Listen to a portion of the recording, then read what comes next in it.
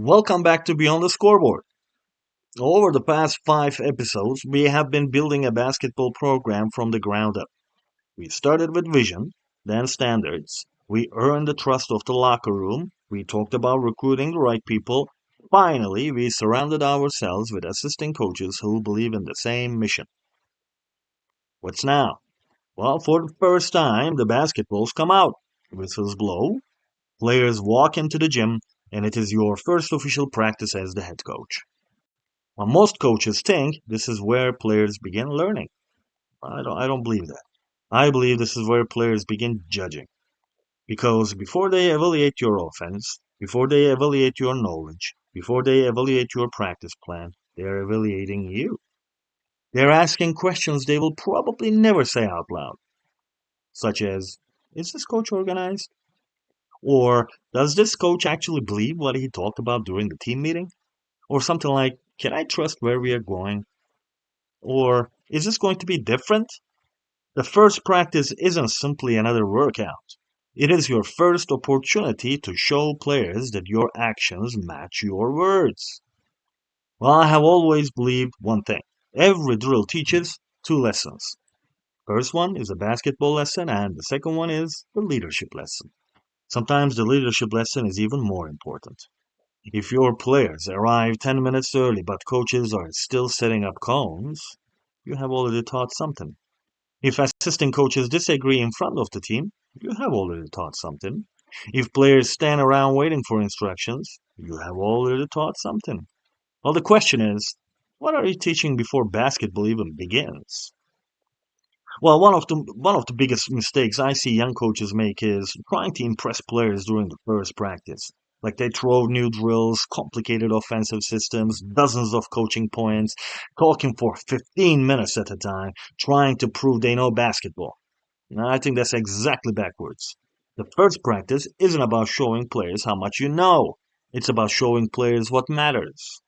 If our program is built on communication, then communication should be visible from the first 5 minutes. If our standard is discipline, then every transition should reflect discipline.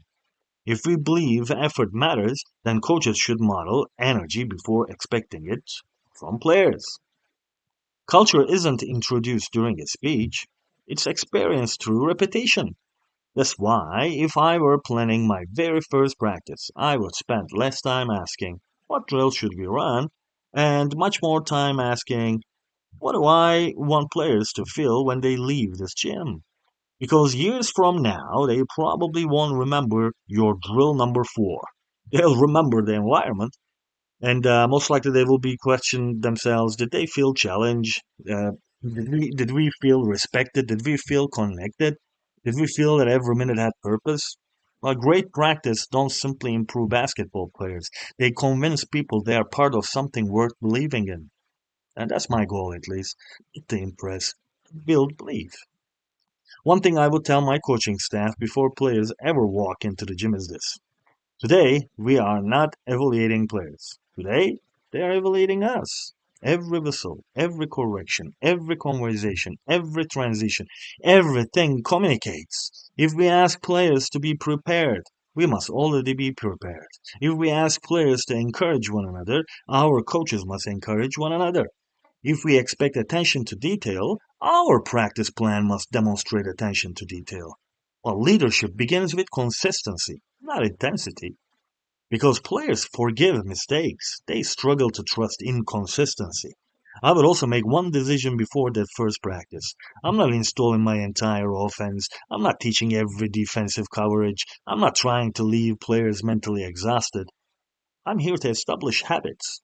The first practice should answer one question. What does it feel like to be a part of this program? That's the only question that matters, because everything else can wait. One day we will install offensive actions, we will build defensive systems, we will prepare scouting reports, but before any of that, players need to understand the identity of the program. Because systems don't build culture, people do, habits do, standards do, daily consistency does. If players leave the first practice saying, I know exactly what our coaches expect from us, then the first practice was successful. Even a basketball wasn't perfect. Because basketball improves over time, culture begins immediately. Well, so far we have answered why your first practice matters. Now, from now on, we are going to start answering another question. What should your first practice actually look like? If you ask 10 coaches, you'll probably get 10 different practice plans, different drills, and offensive systems, or different warm ups, or different philosophies. But if you ask me, I'll tell you something that might surprise you. The first practice isn't about basketball, it's about expectations. Because players don't leave the gym remembering the drills, they leave remembering how the practice felt. That's what stays with them. If I were leading my very first university practice tomorrow, I wouldn't start with a speech. We have already had meetings. We have already talked about vision, and now it's time to get to work. I would gather the team for less than 2 minutes. I'll simply say, today isn't about proving who the best player is. Today is about showing what our program looks like. Compete, communicate, encourage one another. Everything else we will build together. Then we would start moving immediately. One thing I believe strongly is this: movement creates energy. Standing creates spectators. The longer players stand still, the more they disconnect from practice. So from the very beginning, I want purposeful movement. Every activity should have a reason. Every drill should teach something bigger than the skill itself. If we are doing a passing drill, we are really teaching communication. If we are closing out on defense, we are teaching effort and discipline. If we are playing advantage games, we are teaching decision making under pressure. Basketball is always the vehicle. Character is always the destination. Another mistake I see coaches stopping practice like every 30 seconds. They whistle and lecture and whistle and lecture and whistle and lecture. Eventually, players stop playing freely because they are waiting to be corrected. I would rather let the game teach first. Then coach what I observe. Correction should bring clarity, not fear. Players should never become afraid to make mistakes. They should become committed to learning from them. One thing I tell young coaches is this: don't coach every mistake.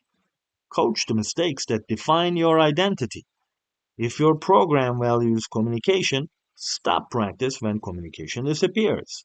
If your program values effort, stop practice when effort disappears. If your program values unselfishness, stop practice when selfishness appears. But don't interrupt every possession simply because it wasn't perfect. Perfection is impossible. Growth is the objective. As practice continues, I'm watching much more than basketball. I'm watching body language. Who encourages teammates after mistakes? Who blames others? Who accepts coaching immediately? Who needs extra confidence? Who naturally leads? Who quietly serves? I want you to remember, practice is giving you lots of data and lots of information. Your responsibility is paying attention. I would also make sure every assistant coach has a clear responsibility. One coach watches communication, another watches defensive habits, another watches transitions. We are not all coaching the same thing. We are building one complete picture together. Best coaching staff don't create more voices. They create one message spoken through several voices. At the end of the practice approaches, I don't want players exhausted just because they ran until they couldn't breathe. I want them to mentally clear, physically challenged, emotionally encouraged. They should leave believing they improved. They should leave excited to return tomorrow. And one thing I would never do is finish practice by immediately sending everyone home. The final few minutes are some of the most important moments of the day. This is where culture is reinforced. I would bring everyone together, not for another lecture, just a quick conversation. I would ask, what did we do well today? Where did we fall short? Or something like, did our actions match our standards? Then I would ask one player to answer, then another, then another. Because ownership grows when players become part of the conversation. And finally, I would leave them with one thought. Basketball is what we do, character is who we become while doing it. Never confuse the two. That sentence reminds everyone why we are here. And yes, we are trying to win championships, but championships are the result, not the purpose. Our purpose is developing people capable of handling success, failure, leadership, responsibility, and service long after basketball is over. If we stay faithful to the purpose, winning usually follows. If we chase winning while ignoring people, eventually we lose both. Before we finish today's episode, I would like to leave you with one assignment. Um, Go into your next practice plan and delete every drill and start with a blank page. Before writing one basketball activity, write 5 words at the top. Now I want you to answer this question. What should players experience today? Not what should they learn. Experience. They experience accountability, trust, joy, competition, discipline, connection. Once you answer those questions, the drills become much easier to choose. Because drills don't define culture, they simply express it. And that's the difference between running practice and building a program. So, next episode, we will tackle one of the hardest responsibilities every head coach faces, not calling a timeout, not drawing up a game winning play. We will talk about holding players accountable, how to correct, discipline, and challenge people without losing their trust. Because every coach can celebrate success. The very best coaches know how to lead through difficult conversations. I'll see you next time.